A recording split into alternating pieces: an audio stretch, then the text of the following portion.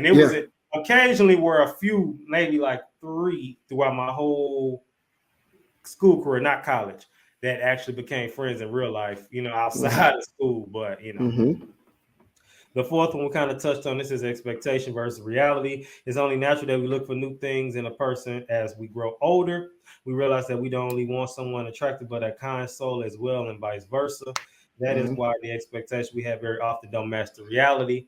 And then the fifth one, which is not always is the fear of commitment, which kind of goes along with ghosting, because sometimes people may really do like you, and I'm sure somebody made up on in a relationship just so that person can leave them alone.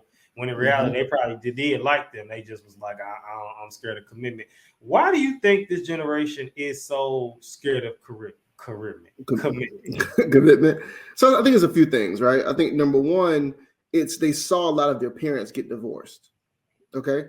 So a lot of these millennials' parents had unhealthy relationships. They were together because they were focused on building something, right? A legacy. They were trying to get wealth and all these other kind of things. Yeah. Right. But there probably wasn't a lot of romanticized relationships back then.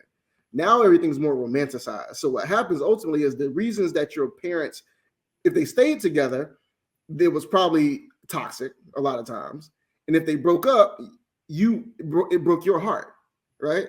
As a kid, because you probably blamed yourself or whatever it is, right? Until you became old enough to process.